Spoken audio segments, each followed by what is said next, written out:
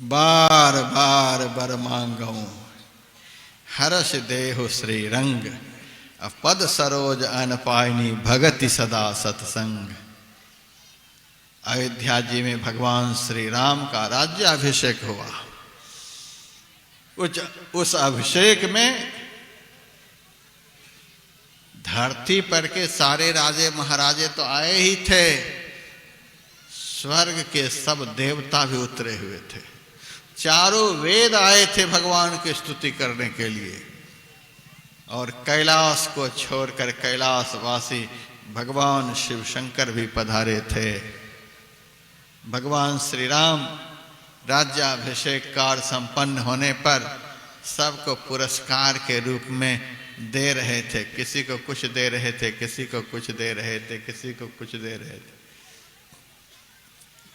सबसे आखिर में भगवान शिव श्री राम के सामने आए। भगवान श्री राम शिव जी से कहते हैं, हे शिव शंकर, आपकी क्या इच्छा है मेरे से लेने की? आप मेरे से अपनी इच्छा के अनुरूप मांगा। भगवान शिव के मन में होता है, पता नहीं मांगने की इच्छा तो ऐसी वस्तु की है कि भगवान देंगे कि नहीं देंगे, इसीलिए बार बार बर मांगऊं हर्ष देहु श्री रंग। हे लक्ष्मीपति, मैं आपसे बारंबार हाथ जोड़ करके यह भीख मांगता हूं, पद सरोज अन पायनी भगति सदा सत्संग। आप अपने चरणों की भक्ति और संत का सत्संग दीजिए। शिव जी को सत्संग से कितना प्रेम। यदि शिव जी का प्रेमी बनना चाहते हो तो संत का संग करो। राम का प्रेमी बनना चाहते हो तो संत का संग करो। कृष्ण का प्रेमी बनना चाहते हो तो संत का संग करो। अब विष्णु भगवान का प्रेमी बनना चाहते हो तो भगवान विष्णु भी कहते हैं, नाहम वशामि वैकुंठे योगी नाम हृदयेन वै मद भक्ता यत्र गायन्ति तत्र तिष्ठामि नारद। हे नारद, मैं योगियों के हृदय में नहीं रहता हूँ, वैकुंठ में नहीं रहता हूँ। जहाँ मेरा भक्त मेरा गुणगान करता है मैं वहीं पर निवास करता हूँ। जहाँ भक्त मेरो जस गावे तहाँ करो मैं वासा। जहाँ मेरा भक्त आसन पर बैठकर भक्ति का उपदेश करते हैं, हे नारद, मैं वहीं पर निवास करता हूँ। यहाँ भगवान विष्णु का निवास है। भगवान विष्णु का यदि प्रेमी बनना हो तो संत का संग करो। मैंने कह दिया कि मैं वह अनुष्ठान करूंगा, और एक ही दिन नहीं, 2 महीने का मेरा कार्यक्रम है।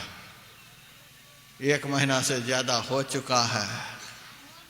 2 महीने तक का लगातार मेरा अनुष्ठान यह चलता रहेगा। मर्यादा पुरुषोत्तम श्री राम को प्रसन्न करने के लिए, अर्थात परमात्मा को प्रसन्न करने के लिए, घट घट में रमन करने वाले राम को प्रसन्न करने के लिए दुनिया का सबसे बड़ा अनुष्ठान है संत का संग, अर्थात सत्संग। यही मेरा अनुष्ठान चलेगा।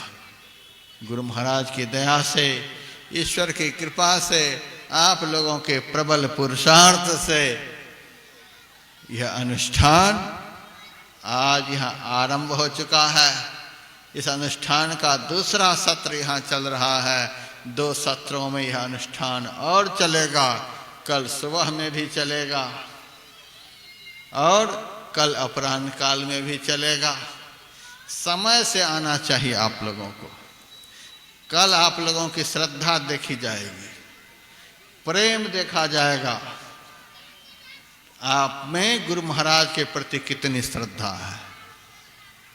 यदि स्तुति के समय आप पहुंच गए तब तो मैं समझूंगा कि आप लोगों की श्रद्धा गुरु महाराज में है। स्तुति का अर्थ गुणगान, गुणगान का अर्थ होता है बड़ाई, प्रशंसा।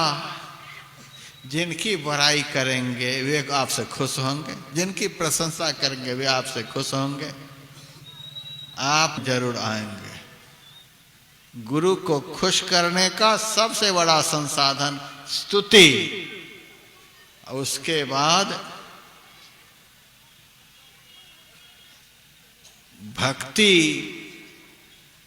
की आग को भीतर में सुलगाने के लिए साधु के मुंह से निकले हुए वचन को शांत चित्त से श्रवण करना है, और लास्ट में आरती भी करनी है।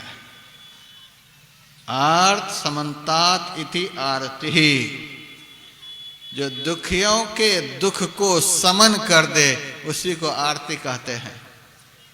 अभी आरती होनी है, आरती भी आप लोग कर ही लेंगे।